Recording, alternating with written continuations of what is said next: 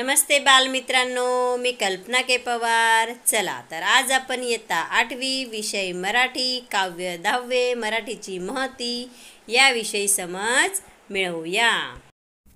विद्यार्थी मित्रांनो, मराठीची महती काव्य 10 याचे कवी आहेत अज्ञानसिद्ध. यांचा कालावधी आहे 1358 ते 1418 पर्यंत. तर अज्ञानसिद्ध हे वडवाड सिद्धनाथ नागनाथांचे शिष्य.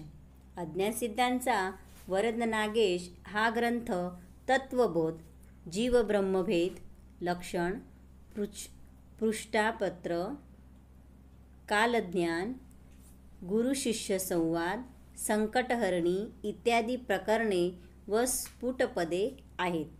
प्रस्तुतच्या ओव्या दिलेल्या आहेत. त्यात कवीने मराठीची महती वेगवेगळ्या उदाहरणांद्वारे सांगितलेली आहे. महती म्हणजे काय की महत्त्व. तर वरून पाहता मराठी भाषा जरी नारळाच्या करवंडीसारखी दिसली तरी तिच्या आत अर्थांचा गोडावा आहे. रसवंताने ती भरलेली आहे. हे काव्य वरद नागेश या ग्रंथातून पहिल्या अध्यायातील मराठी संबंधींच्या ओवी क्रमांक 65 ते 102 वरून घेण्यात आलेला आहे. चला मुलांनो, आता आपण कवितेचे वाचन करून घेऊया.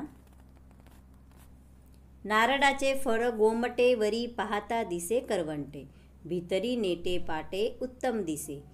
ही कर्दळी पकघडी वरी वरी पाहता सालडी, भीतरी अमृत रस गोडी तैसी वाणी मराठी. जे संस्कृताचा गर्व घेती आणि प्राकृते निंदती, ते गर्विष्ठ अहंकृती आपस्वारती बोलके.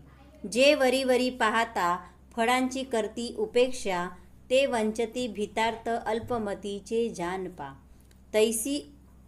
तैसी उखरडवाणी मराठी, परी भीतार्थ घालिती दृष्टी. होईजे सुख संतुष्टी, स्वानुभव ज्ञान. चला मुलांनो, आता आपण या काव्याचे अर्थघटन मिळवून घेऊया. नारळीचे फळ गोमटे वरी पाहता दिसे करवंटे, भीतरी नेटे पाटे उत्तम दिसे. आता नारळाचे फळ तर किती सुंदर दिसते. गोमटे म्हणजे काय मुलांनो? सुंदर. तर वर आपण जर पाहता तर तिची जी करवंटी असते ती कठण असते, कडक असते. परंतु भीतरी म्हणजे काय? आतमध्ये. नेटे पाटे म्हणजे निश्चितच, म्हणजे आतमध्ये जर आपण फोडले तर निश्चितच आपल्याला ते उत्तम दिसते. गोड सुंदर असा गर त्याच्यामध्ये आपल्याला दिसतो. आता दुसरं उदाहरण बघूया की कर्दळी फळ पक्क घडी. कर्दळी म्हणजे काय? केळ्याचे फळ.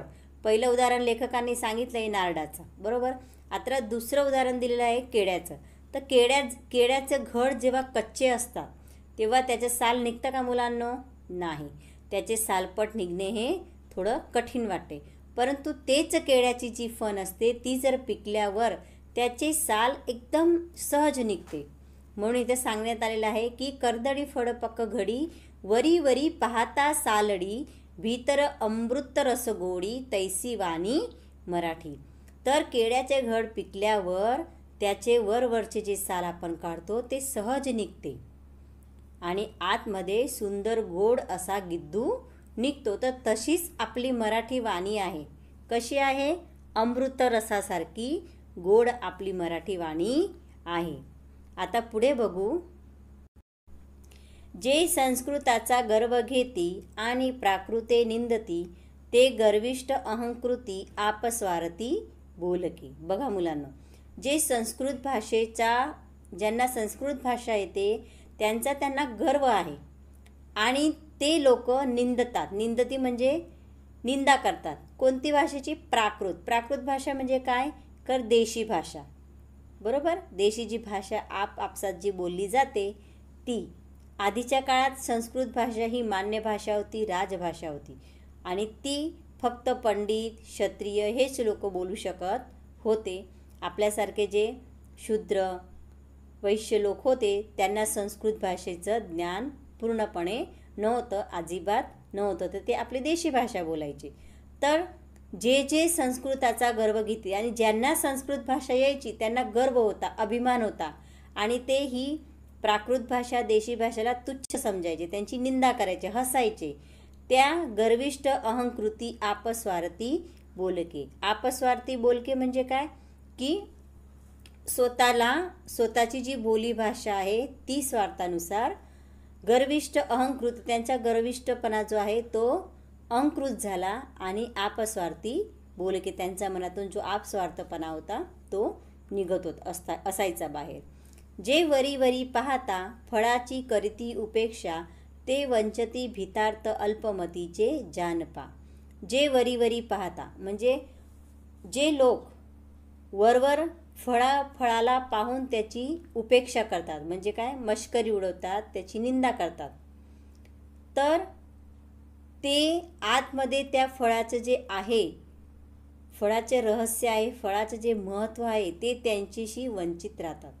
बघा मुलांना, ते फळ कसे आहे, गोड आहे, आंबट आहे, कसे आहे, हे फळ ते खाल्ल्याशिवाय त्याची उपेक्षा करतात, त्याची मश्करी करतात की हे द्राक्ष आंबट आहे, की हे सफरचंद खट्टे आहे, अशी उपेक्षा करतात आणि त्याला जाणल्याशिवाय त्याच्याविषयी उपेक्षा मश्करी उडवतात. तर तसे लोक जे आहेत ते अल्पमतीचे लोक आहेत. बरोबर. तैसी उखरवाणी मराठी, परी भितार्थ घालती दृष्टी, होईजे सुख संतुष्टी, स्वानुभव ज्ञान. तैसी उखरणी वाणी. उखरणी वाणी म्हणजे काय, तर उखरणी म्हणजे काय, खरबडीत. तर खरबडीत भाषा कोणती आहे, मराठी. मराठी म्हणजे काय, आपली मराठी भाषा. तर आपली मराठी भाषा कशी आहे, खरबडीत आहे, आबडधोबड भाषा आहे. बरोबर.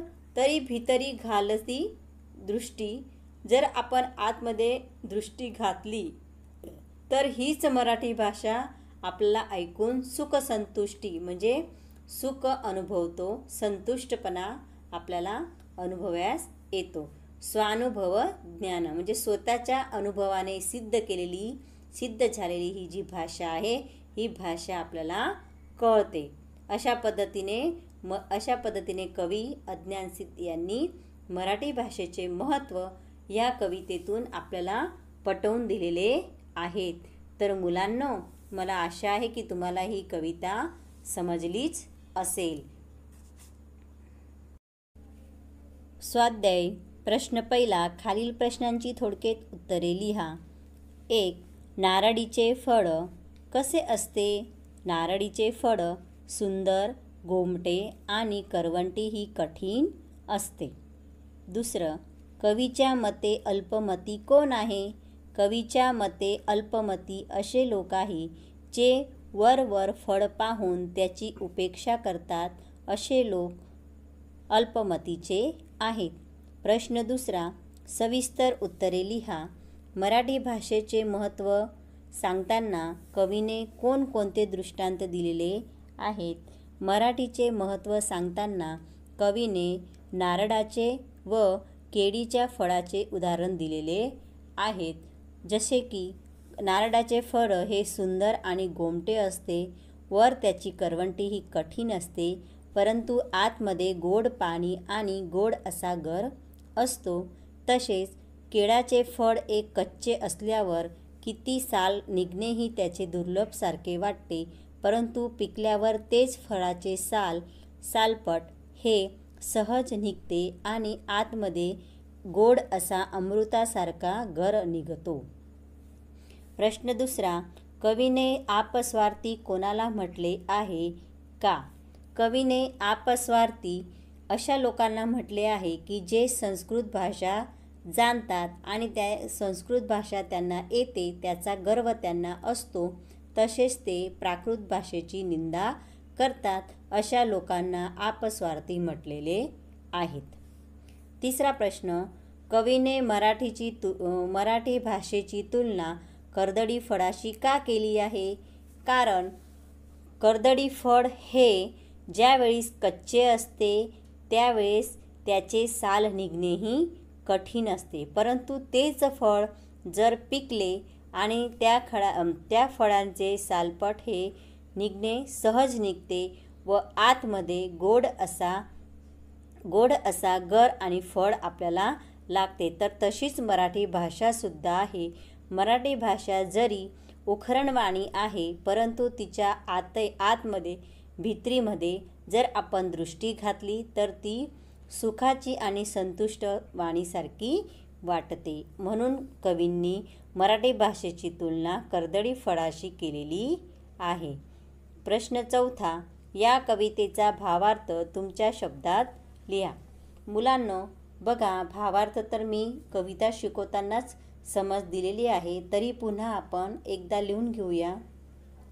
नारळीचे फळ हे गोमटे आणि सुंदर दिसते. वर त्याची करवंटी ही कठीण असते, परंतु आपण जर आतमध्ये पाहिलं तर निश्चितपणे उत्तम असं आपल्याला ते दिसत असते. कर्दळीचे घड वर जर आपण पाहिले तर त्याचे सालपट हे सहज निघते. तसेच आतमध्ये सुंदर गोडवा असे अमृतासारखे गोड असा गिद्दू निघतो. तर तशीच आपली मराठी वाणीसुद्धा आहे. जे लोक संस्कृताचा गर्व घेतात, ज्यांना संस्कृत भाषा येते, त्यांना त्या भाषेचा गर्व आहे. तसेच प्राकृत भाषेची निंदा करतात, असे लोकांच्या गर्विष्ठ अहंकारात येऊन ते अपस्वार्थी बनतात. जे लोक वर फळाची अपेक्षा करतात आणि त्या स्वतःचे अपस्वार्थीपणा ते समजतात, तशीच आपली मराठी उखरणी वाणी आहे की आपली मराठी भाषा ही भले आखरबडीत आहे, आबडधोबड आहे, परंतु ती भाषा आपल्यासाठी सुखाची आणि संतुष्ट जशी वाटते. अशा पद्धतीने कवितेचा भावार्थ आहे.